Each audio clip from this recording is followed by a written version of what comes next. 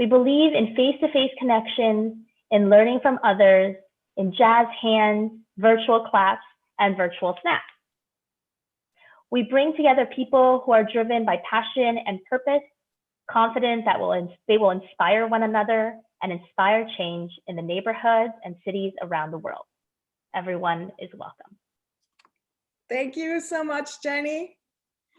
And now I am going to hand things over to Christina and Kyle. They are two big-hearted Canadians and our hosts for the community portion of our event. Kyle, Christina.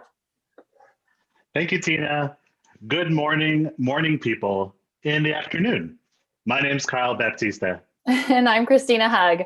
We're both members of Creative Mornings HQ, and we're happy to welcome you to Creative Mornings New York. For all of those of you on YouTube today, hi, hello, we see you, and we're so glad you're here. We encourage you to engage with us in chat today. We have Monica on YouTube, and Lisa and Julie are here with us in Zoom. They're there to help with any questions you have, and also we'll be sharing some instructions or additional information throughout the event. Christina and I are here to end your week on a high note and connect you with this amazing community. That's right, and this is a great time to remind you that this is not a typical webinar. Our intention today is to foster connection and to bring a little joy into your world. And the first way to foster connection is to find some common ground. So we're going to start and ask you a series of this or that questions, and we'd love for you to share your preferences in the chat.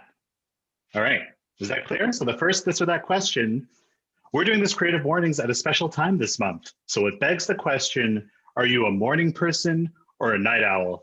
Go ahead and tell us in the Zoom and YouTube chat. I've got some both. I mean, I'm an unabashed morning person, but I am seeing more night owls on here than I anticipated. I'm seeing some night owls. I think I'm seeing more night owls on YouTube. Nice. A night owl who tries to be a morning person. I feel you. I'm a morning person who tries really hard to be a night owl. I just end up falling asleep. So, okay, next question. We're doing great so far. So with many of us working from home, we wanted to ask, when working from home, are you a dress like I'm still at the office or a sweatpants all day person? This could be rephrased as hard pants or soft pants. Cozy, I hear that. Ooh, activewear still sounds professional. Interesting. Full-on pajamas. Shorts firmly in the soft pants category. Oh, I was waiting for this. Business on top, sweats on the bottom. Great until you have to go pick up something across the room, but I feel you. Shoes? No, thank you. Tiffany. That sparks some serious debate. Okay, we ready for the next question? One of my quarantine pastimes has been to go on long walks with my dog Ginger, who you might have spotted earlier. So my question is, while walking, are you typically listening to music or podcasts? Got some nothings in here. Cool. Some red in. Birds, audiobooks. Neither. I talk to the dog. Same. Ooh, I like this. Okay. I feel like I know all of you much better than when we started. I will admit I start with podcasts, but I like to end with music. So another great way to foster connection is through eye contact, which may be a little harder to do in Zoom, but we're going to give it a try. We want you to scroll through your gallery view and find someone. It can be anyone. And we want you to hold eye contact with them for the next 20 seconds. We know that you'll be looking at them and maybe not your webcam, but if you find someone at the top of your grid and you can look sort of more closely, directly in their eyes, that's great. So often we don't truly see one another and acknowledge who's in the room on our Zooms. And as Tina said, Creative Mornings is a face-to-face community at our core. And even when we can't gather, we want to take a moment to pause and truly see someone. So we're going to give it 20 seconds. If you don't have your camera on yet, you should flip it on, find someone, and we're starting now.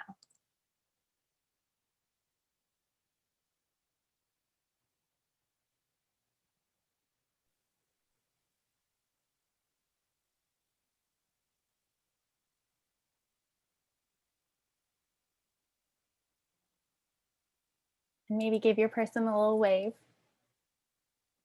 And you shared a little virtual moment. That was lovely. Now that we've gotten to know one another a little better, it's time to go into our Creative Mornings New York coffee line. This is a moment that's modeled after our in-person events. We'd have small moments of serendipitous chances to meet someone new.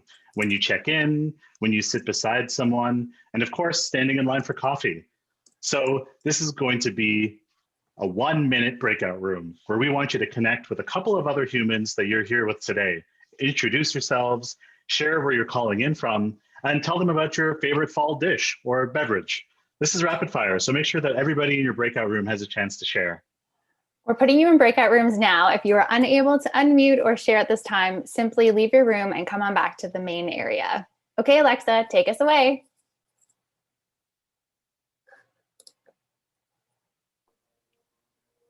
They should be opening. There we go.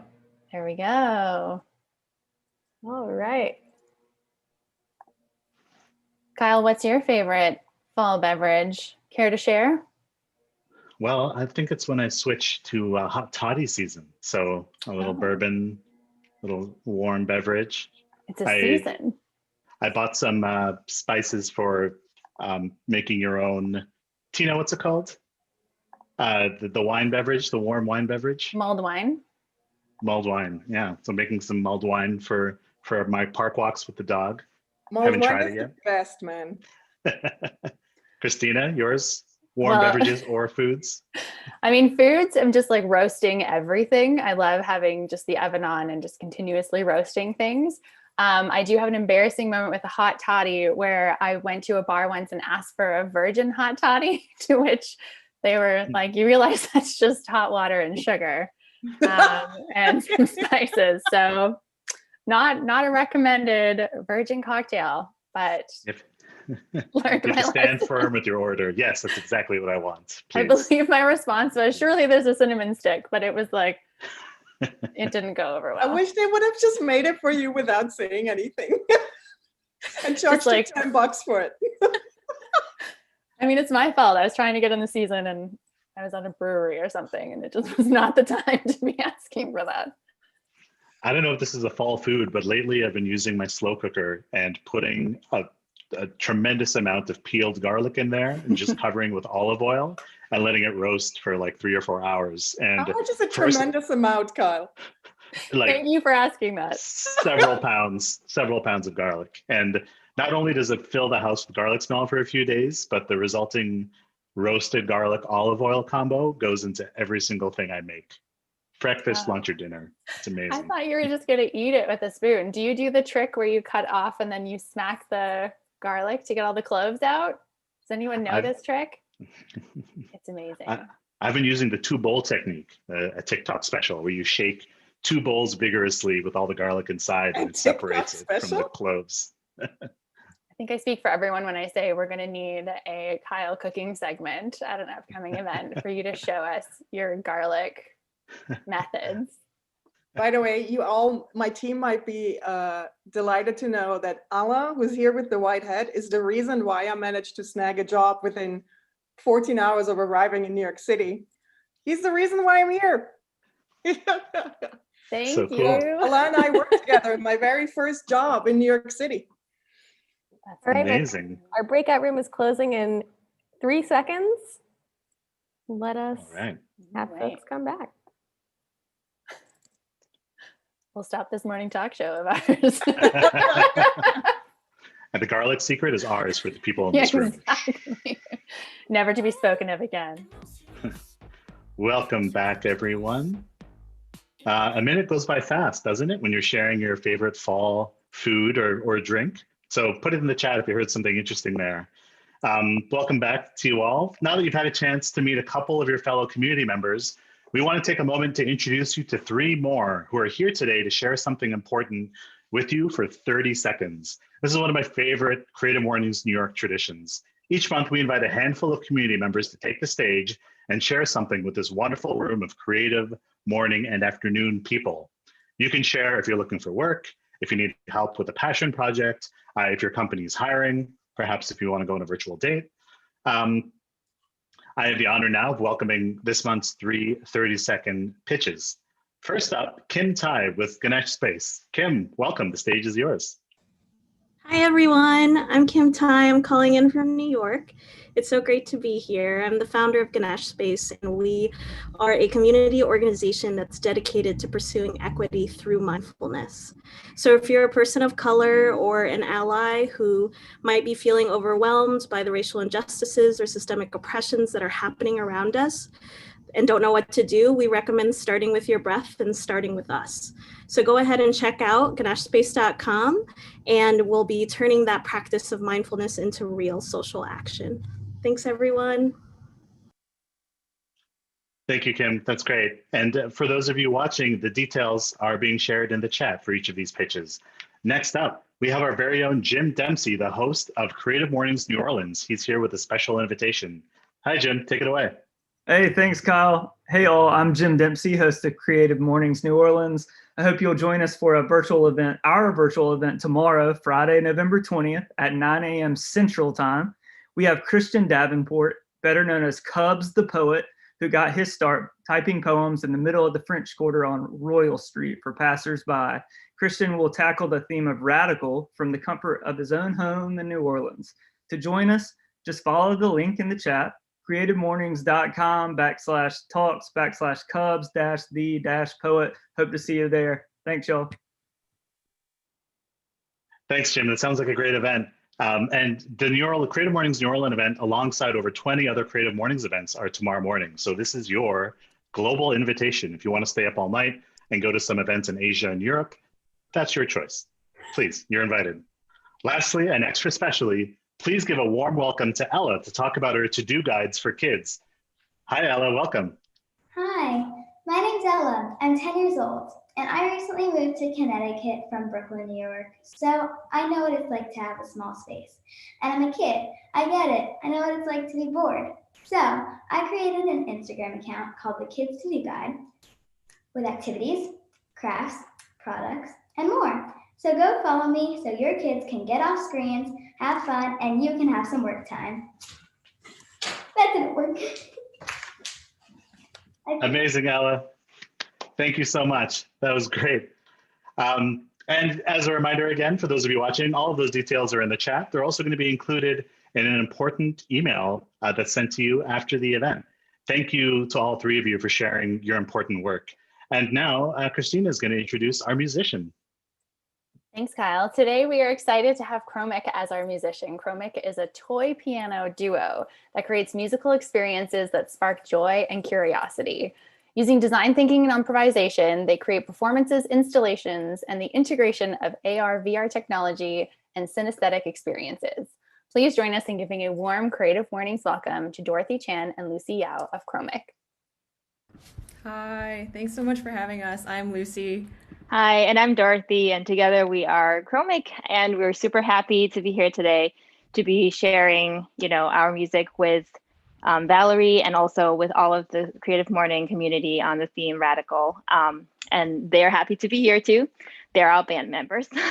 And as a duo, we embrace what it means to be radical in a way that we collaborate and make music together. And I think that, along with everything, we were able to meet after eight months of not seeing each other, and we're able to play and record something that we're going to share with you today. Yeah, and when we got together, we kind of just improvise, and I hope that the emotion really comes out from just being able to be together and making music with somebody in the same room. So this is improvisation and a meditation on that. So hope you enjoy it.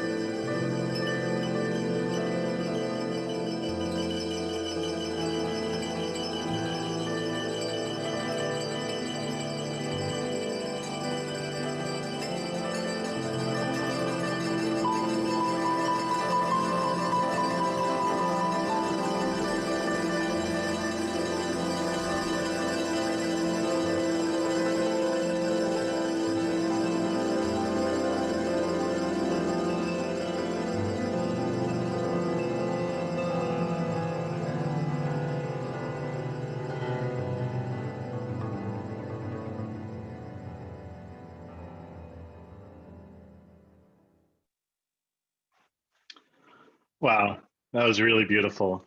Thank you so much, Dorothy and Lucy, for sharing that with us. Um, Dorothy and Lucy together make up Chromic. And if you'd like to fill their tip jar with your appreciation, their Venmo info is now being shared in the chat. Thank you again. That was really remarkable. And that's it for Christina and I this evening. Thank you so much for participating and playing along with us. We're going to pass things back to Tina. Take it away, Tina.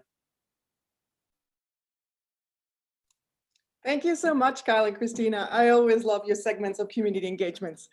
So welcome again, everybody. In case you tuned in a little later, my name is Tina Roth Eisenberg, and I'm your New York City Creative Mornings host. I have recently discovered that some of you have found us during the pandemic, which means you might not be aware that we're actually a face-to-face event series and that we're happening around the world. Creative Mornings is entirely volunteer run and gathers the creative community in 222 cities and 67 countries every month. Creative Mornings' mission is to help create connection within the global creative community. And while we normally do that face-to-face, a pandemic will not stop us. Amazingly, we have grown by 8 chapters since the pandemic started. The most recent new chapters are Prince George County, Khobar, Novosibirsk, Shiraz, Amritsar, and Rebelo Preto.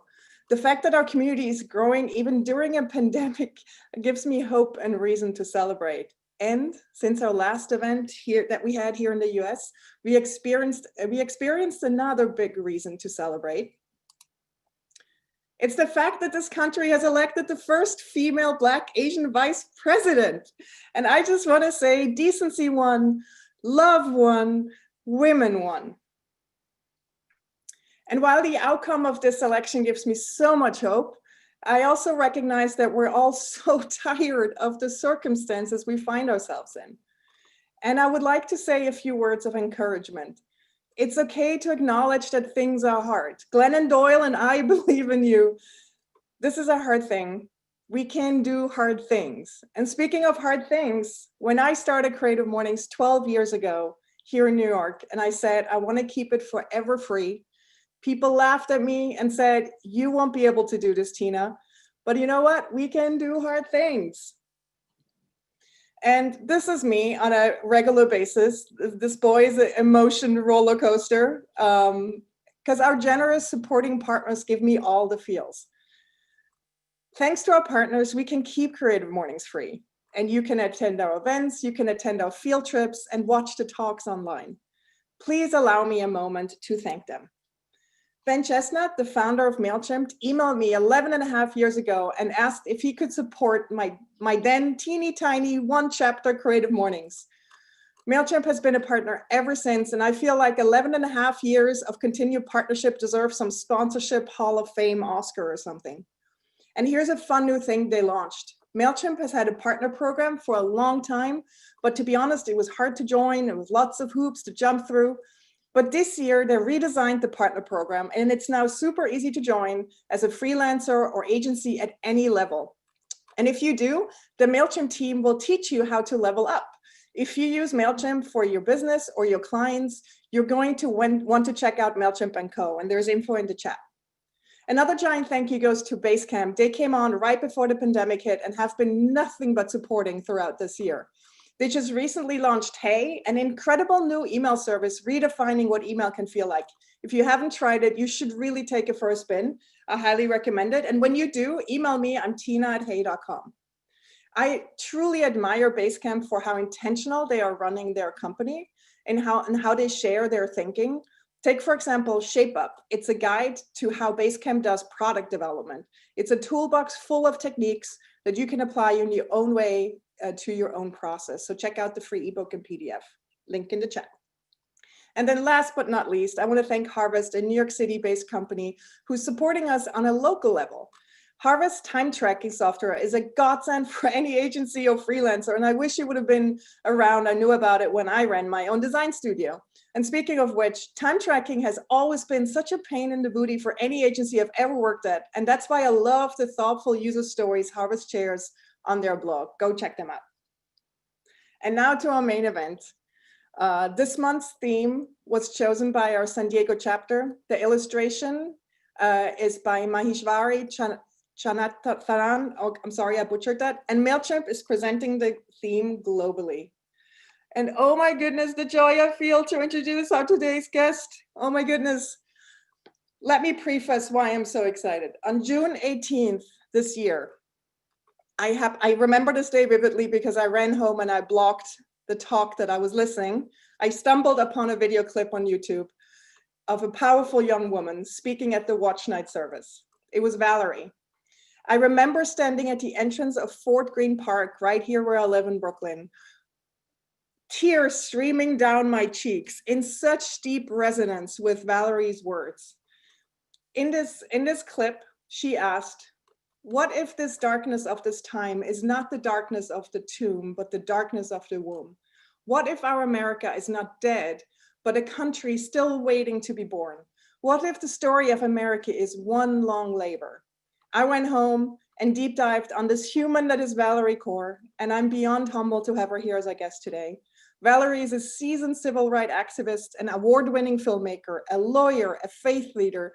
She's also the founder of the Revolutionary Love Project, which aims to reclaim love as a force for justice in America. As a lawyer, filmmaker, and innovator, she won policy change on multiple fronts: hate crimes, racial profiling, immigration detention, solitary confinement, internet freedom, and more.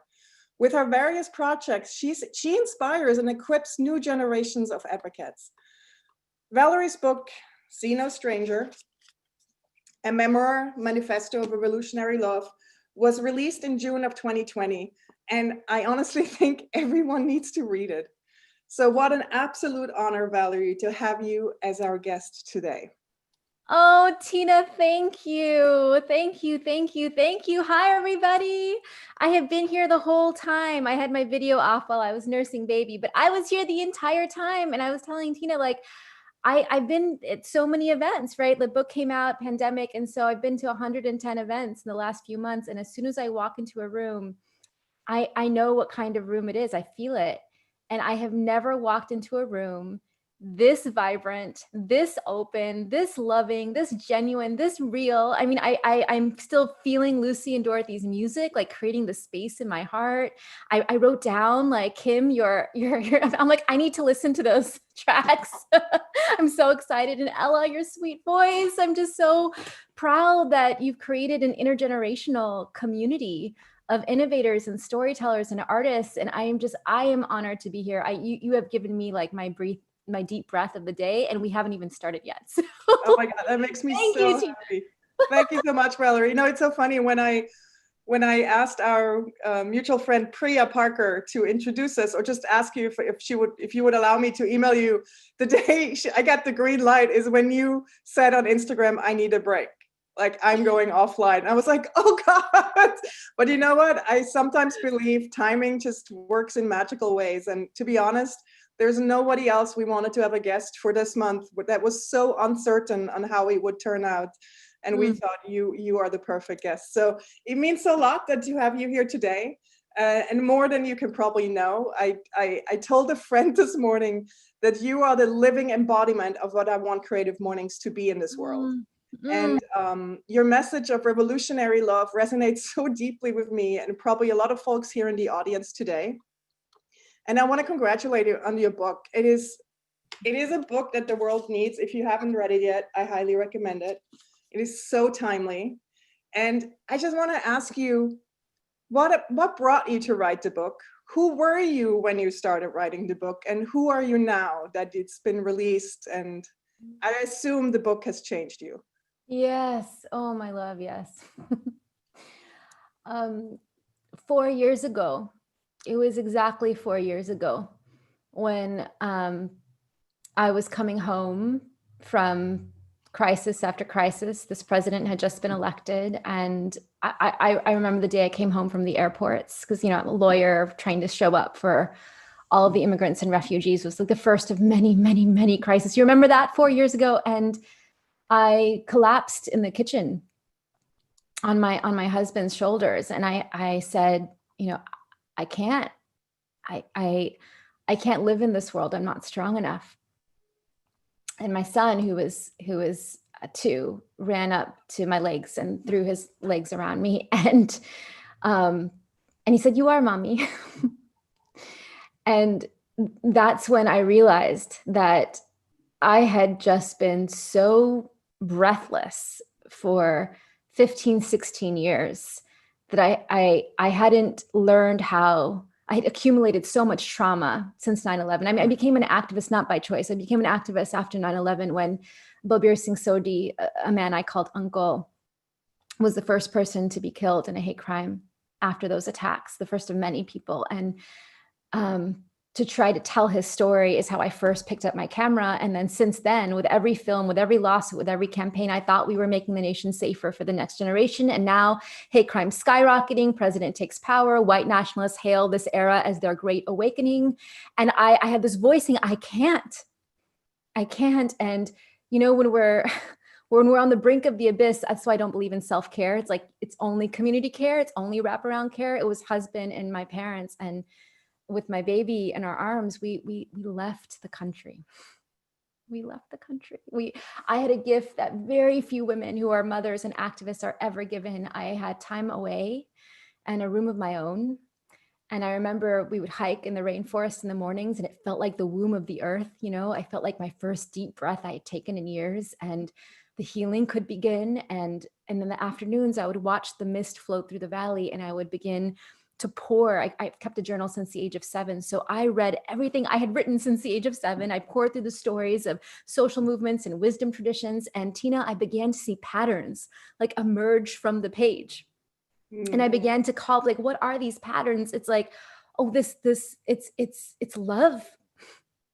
It's the call to love, a revolutionary kind of love. And I began to write this book. Wow. So I will tell you, I'm back, you know, just to complete, like, how am I am back in the country, and we've been through pandemic. We've been through racial reckoning. We're still undergoing it. We've been through wildfires and climate catastrophe. We've been through a horrific election season where democracy itself is at stake, and it's still uncertain. And I'm here to tell you that, oh, my loves, I am well. I am well. I am grounded. I'm energized. I'm vibrant. I have energy rising in me, and I'm going to last. And why do you think that is? What do you attribute? Because you speak on this a lot, that you want to last. So what do you attribute that you feel grounded right now? Writing the book was me uncovering the wisdom that was deep inside me, but I hadn't yet learned how to live into consistently. And so in writing the book, it was almost like I was living into us finding a way to live a life of revolutionary love. It's not an idea that you hold in your head. It's a way of being. It's a way of orienting to the world. It's a way of moving through the world. So the 10 practices that organize the book and the framework are wonder, grieve, rage, fight, you know, listen, reimagine, breathe, push, transition, let joy in. And I find that even in the course of the day, I know how to grieve, I know how to rage, I know how to breathe, I know how to move through. And if I can do it, if someone who has been, you know, and looked into the face of the abyss over and over again, can now be in a world and know that, like, oh, I can last, and I think all of us can do it. And the truth is, I think all of us recognize this. You said this, we are so tired. We have pushed, we are so tired.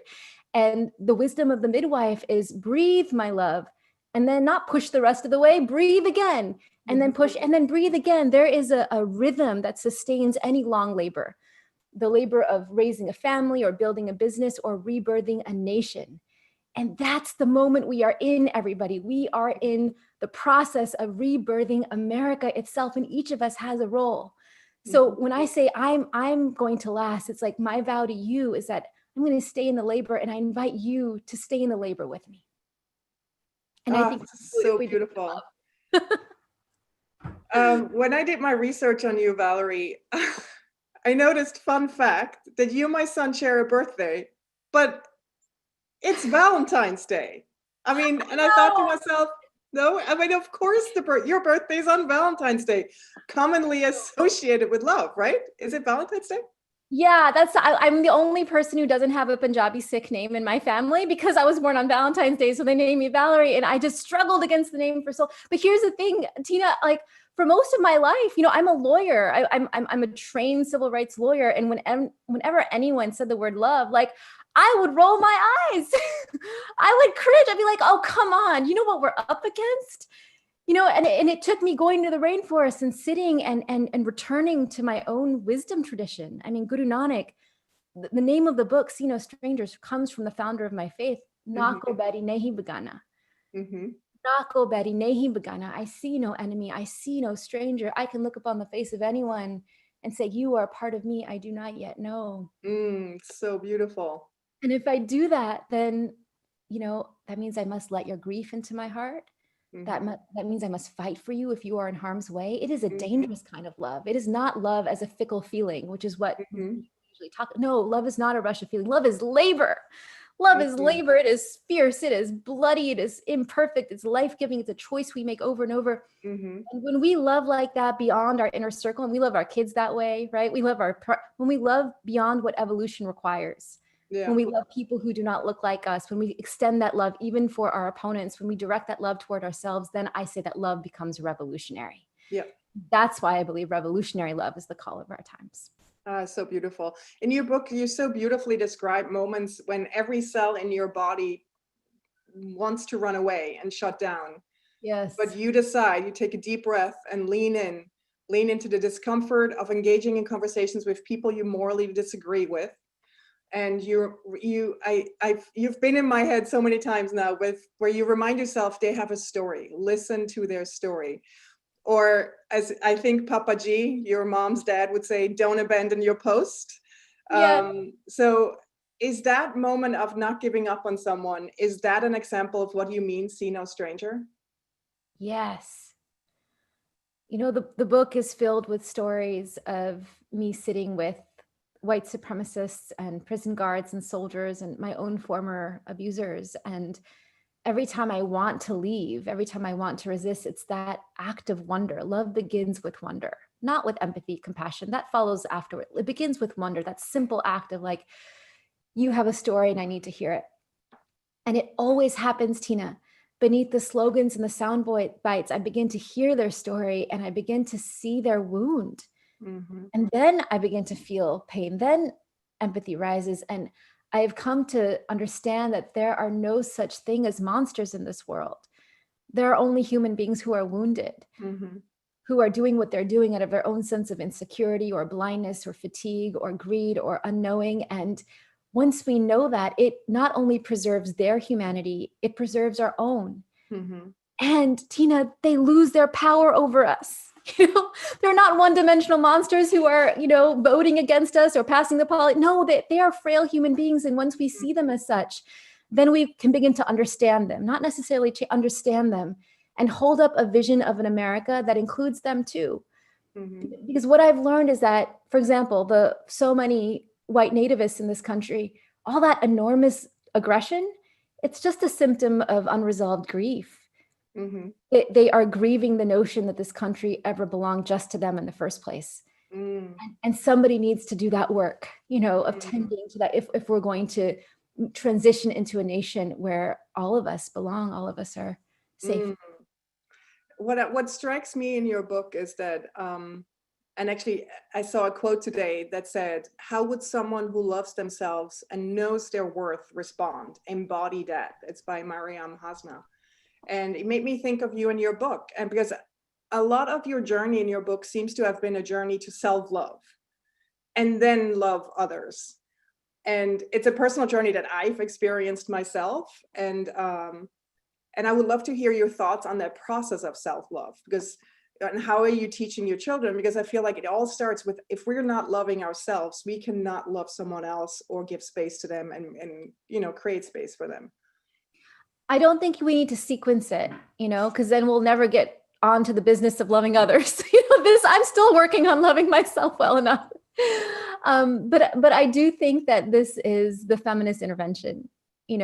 Our social reformers who called us to love, from Gandhi to King to Mandela, they taught us a lot about how to love others and how to love our opponents, but they didn't teach us so much about how to love ourselves. Like this is Audre Lorde, this is Bell Hooks. These are women of color who have said, oh, for too long have labors for justice been fought on our backs or over our dead bodies. Like, and this is why I say we need to last.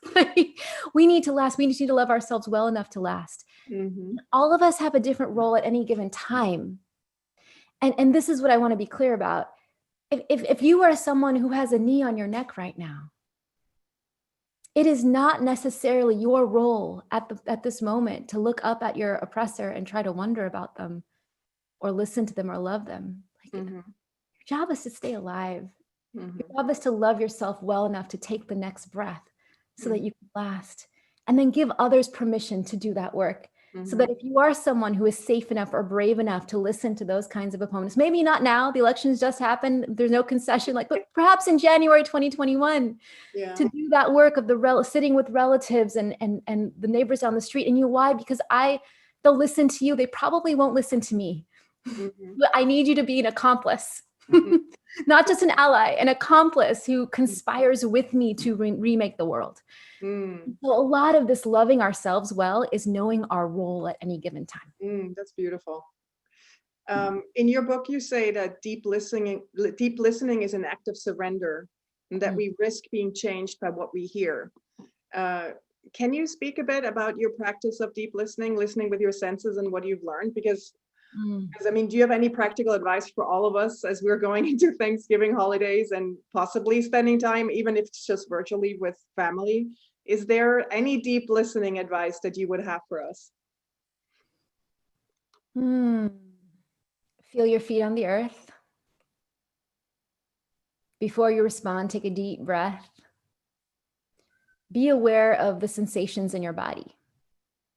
If you find that your heart is beating really fast and your fists start to clench and your throat starts to close, then it may not be the right time for you to listen to that opponent. It's very hard to wonder about them if we're just trying to defend and take out the dagger. And human beings mirror each other. So if we're feeling this activated and take out the dagger, then they're going to do the same. And then it's this, and that's all we see modeled in mainstream politics, right? Or on the news. No transformation happens. We don't see deep listening modeled, except for think about when you're sitting with a child or with your best friend and you love them and you want to stay listening to them. And when it's hard, maybe you go and you rage and you throw the pillows down and you take a breath and then you wonder again. You let wonder return you to the act, the sustained labor of listening and listening. Know that the goal of your listening is not necessarily to persuade them, though that might happen. It is simply to understand them. It's to understand them. And once that understanding starts to take root, because human beings mirror each other, they might start to wonder about you and about the stories that you hold, the truths that you hold. They might start to listen. You might be able to start expanding their horizons. And the change might not happen tomorrow, but it might happen 4 years from now. You know, it might happen in a moment where that most surprises you. And I'll give you an example. I talked about Balbir Uncle, who was killed after 9/11, 15 years later, after I had done the work of grieving and raging and healing and all that. I began to wonder about him. I couldn't do it before. It took me 15 years to wonder about Balbir Uncle's killer. And once I did, I summoned the bravery to call him in prison. And Tina, do you know, I haven't told anyone this publicly, but we meet now. Wow. We meet now. And he just doesn't know. He doesn't know. No one sat with him. And so I'm reading him See No Stranger.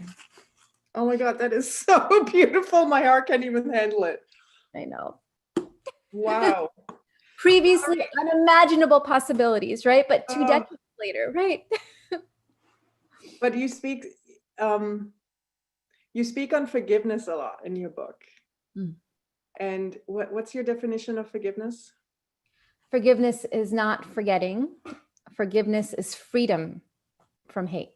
Because you set yourself free by forgiving, right? I will never forget walking into my grandmother's house. I knew she was dying, and I opened the door into her bedroom and I saw my mother leaning over her and dabbing her lips and saying the prayers with her, Vaikru, Vaikru. And I looked at my mother. My grandmother was my mother's mother-in-law. She was the matriarch. My mother was made miserable under her rule for decades. And when she came out of the room, I was like, how are you doing this? Like, here she was helping my grandmother die a dignified death. And I said, how? And my mother looked at me with this tears in her eyes and just so beautiful. And she looked at me and she said, forgiveness is for you, not for them. It's for you. Oof. It sets you free. Oh man, that's so powerful. Valarie, before we go into open Q&A, I have maybe 2 more questions. What gives you hope right now? This, all of you. I mean, look at the human spirit. We can't physically be together. We can't touch each other's hands. We can't hold each other. We can't gather in community. And yet, look at us. We have discovered in this time that separateness is an illusion, that no number of bans or border walls or pandemics can keep us from the truth that we need each other and we belong to each other, and we are only as strong or safe as the most vulnerable among us. And so those of us, Tina, you, all of you who have been creating this community and holding fast to it, even when your eyes glaze over with too many Zoom calls, no, you're dancing at the screen and you're doing the breakout rooms. I love my breakout room. And you're finding ways to hold fast to each other. That, you know, when I ask, is this the darkness of the tomb or the darkness of the womb? It has been both. We have lost so much. We are grieving so much. And it's precisely in the face of what we have suffered that I am seeing glimpses of the nation that wants to be born, the world that wants to be born. Me too, Valarie. Where we belong. Yeah. So let's move. I know that my team is telling me there's questions, there's people raising their hands. So, and that's one of my favorite parts, that, you know, people can be in conversation with our guests, and our community is really lovely. So if you want to ask Valarie a direct question, you can either do so by raising your hand. If you go to participants and you click the blue raise hand button, or if you're a little more shy, that's cool too. You can put your question in the chat, and my team is actually going to serve up the questions. Same goes for you on YouTube. You can put it in the YouTube chat, and my team will make sure I see your questions. And Alexa, who's our first person that we spotlight on Zoom? Yeah, I'm going to call on Matt. Hi, thank you. Appreciate it. And thank you so much, Valarie. My wife, Sarah, and I are in the process of reading your book right now, aloud to each other, because as our couples therapist says, the neurons that fire together wire together. So that seems so beautiful. And in fact, he was the one who recommended your book to us. So we've just started this week, and it's really resonating for us on a lot of levels, including the fact that my wife, Sarah, practiced Kundalini yoga for years and studied Sikhism, and was a student of many of Yogi Bhajan's students. Funny enough, some of the Sikh devotional poems that you included in your book are the very ones that I memorized when I first started dating Sarah in an effort to impress her and win her over. Done. To see those again after all these years. But anyway, we're enjoying your book together, so thank you very much. Here is my question.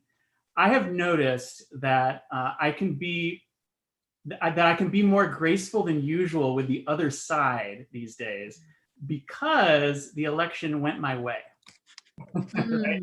So if I'm being completely honest, I bet that, I'd be being much less graceful if the election hadn't gone my way. And so it sort of tracks that my newfound gracefulness and compassion seems to hinge in part on some sort of self-righteousness. So I'm curious, do you ever catch yourself more able to love after you've won? And if we're pursuing revolutionary love in our lives, do you have advice on how to interrupt that self-righteousness regardless of the circumstances? It has not been popular to call for love in the last 4 years. I've been in the trenches as progressive activist, and it's been hard. People are like, no, we want war. We don't want love. And I'm like, but love is a revolutionary force, and this is how it is actually more strategic than what we've been doing. And still it's been so difficult because we've had knee on neck. And so I don't know, for some, it may be a sense of like self-righteousness. So now I can be on high and deign to reach out to the other side. But I honestly think for a lot of people, it's that we're feeling a little bit safer and therefore a little bit braver to want to wonder about the other side and figure out how we repair. How is it that 70 million people saw the cruelty and the tyranny and the patriarchy and the children ripped from their, and wanted more of it? And that kind of wondering was very hard to do when we were just gasping for breath. I'll say this as an activist, when we were just trying to survive the next assault. So my hope is that any of that self-righteousness, we can just let it dissolve and return to the act of that sincere wondering, knowing that even during those 4 years, the people who were oppressing us or who we were battling with were just as human as they are now. And that the community that we want to birth together needs them, like we need them and they need us. But once again, the idea that everyone has a different role in that is really important. Thank you, Matt. Thank you, Matt. Alexa, do we have another question in the Zoom audience? Yeah, we do. Tony, I'm going to unmute you.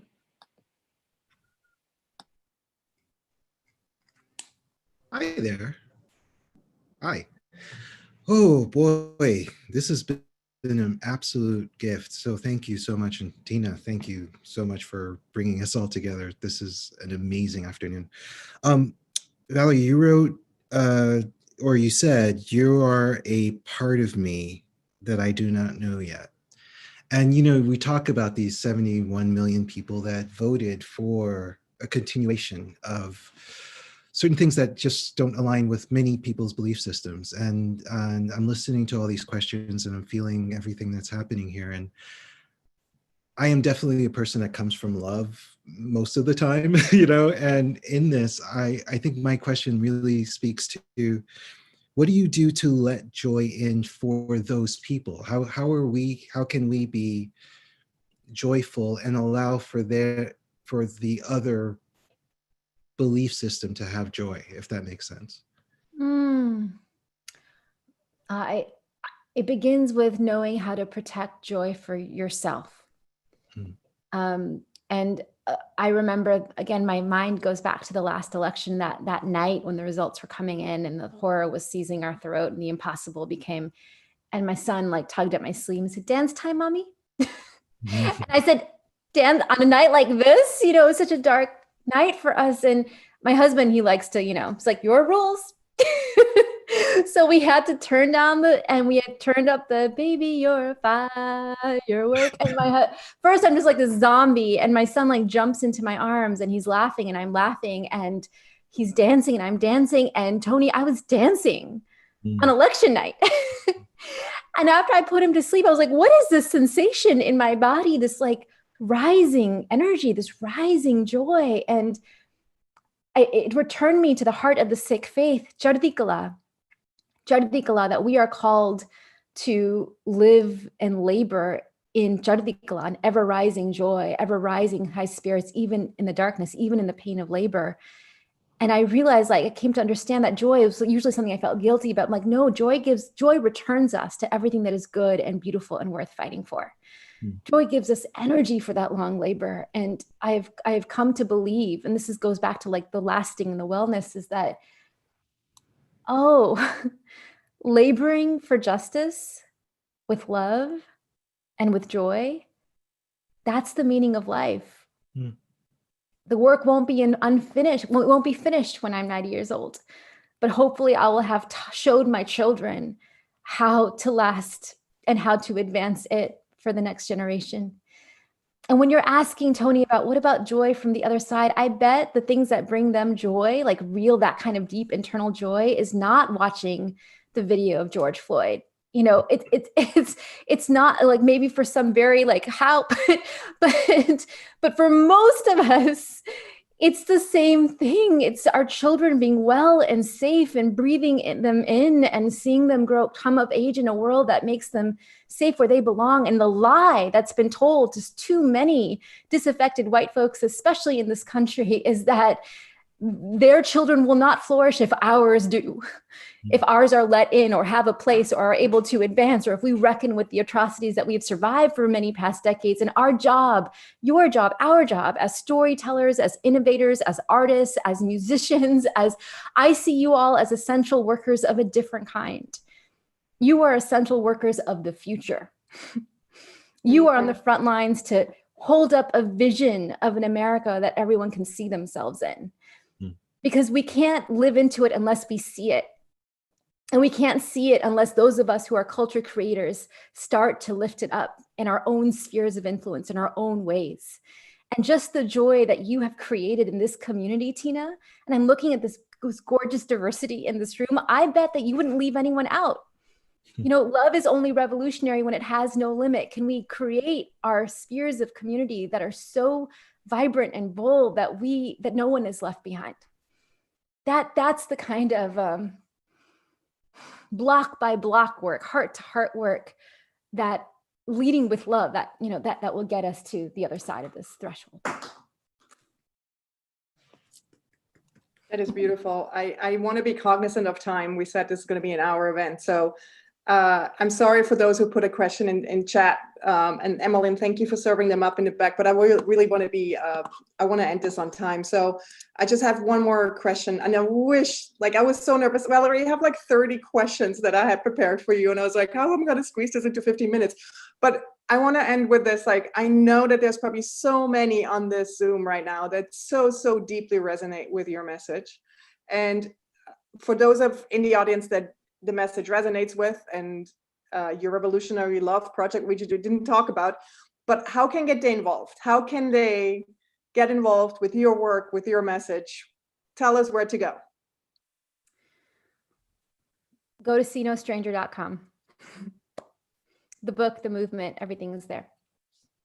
But this is my invitation to you all. On January 20th, we are going to watch a new president stand before the nation and make a vow to preserve, protect, and defend the Constitution and this country. I believe, as we watch that presidential inauguration, that we, the people, need to be inaugurated into the labor of transitioning America. That we, the people, have lost our way, and we, the people, need to renew our vows to ourselves, to each other, and to the American project. And so we are calling for a people's inauguration. Imagine, I've crafted this oath that's taken from the Constitution that the president makes. And I put in some fill in the blanks, and I'm like, this is our oath. This is the people's oath. Will you recommit to justice, to truth, to dignity, to wonder, to joy? Each of you know the vow that you need to make for yourself, to renew yourself, to show up come January for that long labor ahead and to do it together. So I say, come, let's all do this together.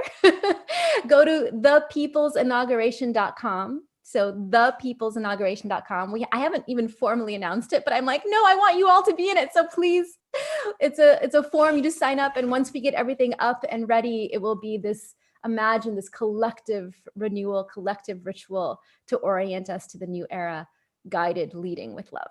I love this. I'm still going to be there. Thank you so much, Valarie. Thank you, Tina. You all have to invite me back. I'm like, oh, do I have to go? You're such a bright light in this world, and it's what the world needs. So thank you. You know what, Tina, you said you asked me to come because I embody what you want this community to be. This community embodies revolutionary love. I want to be what this community has already cultivated in the space between you all. So imagine if we can seed enough pockets of revolutionary love across the country, around the world. Well, we're doing it.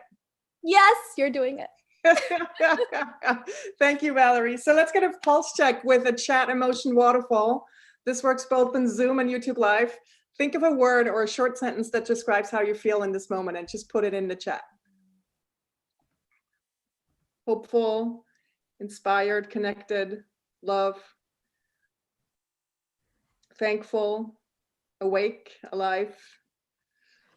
We did it again, team. This is wonderful. So this is it. This is the end of our 8th Digital Creative Mornings New York. I want to thank my amazing team, Kyle, Christina, Julie, Lisa, Alexa, Emerlyn, and Monica for their hard work in putting these events together. I want to give a shout out to our pre-pandemic real life event volunteers. We miss you so much. And I hope that today's event has made you feel less alone, has lifted your spirits. And if today's event was good for your soul and you want to tap into this community more, I suggest you check out our free virtual field trips and sign up for those. And I want to thank our partners again for making this engine of generosity possible. Thank you, MailChimp, Harvest, and Basecamp. And as always, I want to end with a quote. And today's quote is by Mary Oliver: "Keep some room in your heart for the unimaginable." So thank you for being with us here today. My team and I are grateful that you are making time for this. We see you, we appreciate you.